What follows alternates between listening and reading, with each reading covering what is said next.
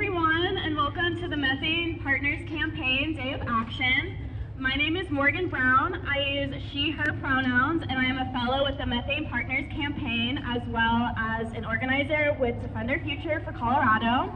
Thank you all so much for being here today to take a stand to call on President Biden to take immediate action to cut methane pollution from the oil and gas industry. Now, before we get started, I'd like to pass it to Shaina with the Moms Clean Air Force to give a land acknowledgement statement. Yes, Shaina! Woo! Thank you. Thank you for everyone joining us on this National Methane Day of Action. We are going to begin with a land acknowledgement. Moms Clean Air Force and our partners, we acknowledge the stolen lands of over 574 tribal nations, and that we stand directly on the ancestral lands of over 48 tribal nations in Colorado, of the Arapaho, Cheyenne, Comanche, Kiowa, Apache, Shoshone, Lakota Sioux, Ute, Puebloan, Hopi, and Navajo. My name is Shaina Oliver, and I'm a state coordinator for Moms Clean Air Force, Colorado. I work to advance environmental justice for communities disproportionately impacted by environmental harms. And because of this, importantly, as an Indigenous mother of four, we are the descendants of genocide, known as the Indian Removal Act and known to the Diné as the Long Walk of the Navajo. These type of policy violations continue to inflict environmental injustices on Indigenous peoples' communities, health, wealth, and environmental well-being. And it has impacted my family's health and degraded our ancestral lands. Because of the exploitation of stolen lands of minerals and resources, as Diné people, we've suffered from asthma, cancer, leukemia, mental illness, adverse birth outcomes, and premature deaths in our communities, which is why we need strengthened rules on methane, because to be strong to address the climate crisis, that methane has the power to accelerate climate change and extreme heat we've seen in the last decade. Colorado alone has even seen an increase to ground level ozone smog pollution, making Colorado the 7th worst state to breathe in, according to the American Lung Association State of the Air report, making it hard for over 434,000 asthmatic patients, community members, to be simply outside, including myself and my youngest son. Moms in the next 7 generations, we're counting on the EPA to finalize the strongest, most comprehensive rules to protect children's health from all sources of oil and gas methane pollution. And I would like to thank everybody and let Laurie share her words with us. Thank you. Thank you, Shaina. Good morning. My name is Laurie and I am a Colorado State Coordinator with Moms Clean Air Force. Thank you all for joining us today. We are gathered here today at the Region 8 EPA headquarters in Denver as part of a nationwide day of action to call on President Biden to take immediate action to cut methane pollution from the oil and gas industry. We join together today as advocates for environmental justice, protection of public harm, and to address the urgent need to protect the environment. If we want to protect our families from climate disaster, we must move quickly to cut methane pollution, a super potent greenhouse gas, from our atmosphere. In 2021, the EPA proposed a draft rule to cut methane and other harmful pollutants from oil and gas operations across the U.S. While the proposal was an important step in the right direction, hundreds of thousands of people submitted public comments urging EPA to go further and release a proposal to address critical gaps in the initial proposed rule. Today, we are calling on President Biden to publish the rule as soon as possible to protect communities and our climate now. By slashing methane pollution from the oil and gas industry, President Biden can protect our climate and protect the health of our communities. Air pollution can travel long distances and harm people's health, but the communities, like mine, that live near oil and gas operations are exposed to higher levels of harmful pollution that put our health at risk, especially our children, pregnant women, older adults, and those with underlying health conditions, as well as disproportionately impacted communities, which most often include people of color and low-income communities. I live just a half mile from a large-scale oil and gas operation where ongoing air quality monitoring continues to pick up spikes in emissions from these recently developed well sites. and my community has experienced the very real health impacts from respiratory issues to nosebleeds and other issues. There are also many low-producing well sites in my area, and we know from recent research that low-producing wells emit half of the methane emissions from all U.S. well sites, while producing just 6% of U.S. oil and gas. These are just a couple of examples of why the methane rules must cover new and existing sources.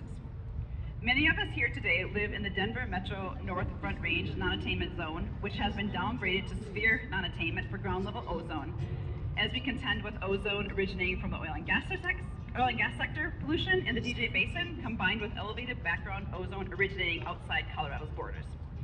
As Colorado has experienced the detrimental effects of air pollution and climate change, we have been forced to contend with the negative impacts of oil and gas extraction. As such, Colorado has continued to lead the nation on strict methane regulations, and even with these enhanced regulations, oil and gas production is still viable in our state. Increased wellbore integrity, enhanced programs for leak detection and repair, eliminated the practice of routine venting and flaring except for in emergency situations, begun the process of replacing pneumatic controllers with non-methane emitting alternatives for both new sources and retrofitting existing sources, and more. These same enhanced regulations to reduce methane emissions can be effectively implemented across the country, just as they have been done here in Colorado. Time is of the essence, and we face the impacts of climate change, from devastating wildfires and severe drought in the west to intense hurricanes on the east coast.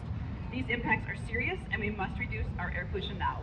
Reducing methane pollution remains a critical and top priority for our communities and our country. We must protect our climate now, and now I would like to introduce Patricia Garcia-Nelson with GreenLatinos. I appreciate everybody being here today, but I'd also like to take a moment to recognize and acknowledge that there are so many people that couldn't be here today. There are people like my sister who has 5 children and has to commute to work. There are people that live at the meat packing plant in Greeley that are constantly being overlooked, especially with COVID and everything else happening. It is really important that we acknowledge other people that don't have the resources to protect themselves. My story is very similar to Shaina's story. I got involved with the movement when there was a fracking site that was being put up behind my son's school. And so that has led to literally 5 years of trying to mitigate the dangers that are happening to our children in Weld County. And not just the children at Bala Romero Academy, but anywhere in Weld County, anywhere you go, you are within a mile or a half mile of an active well site. This rulemaking for the EPA is an opportunity for the EPA to fulfill their commitment to communities like mine, to acknowledge and integrate the results from community air monitoring. The state took away the air monitors that we had on campus, and so now I have worked with different universities, different other groups that have the capabilities to bring those resources to us, because at this point the state is leaving us behind.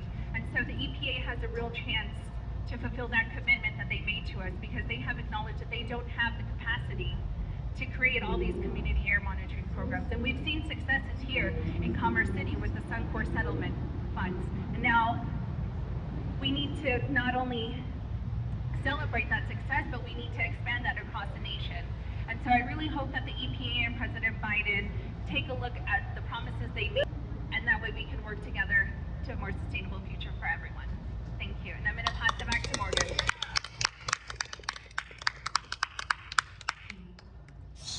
Thank you to everyone that spoke today. And as I mentioned before, I work as a fellow with MPC and as an organizer with Defend Our Future.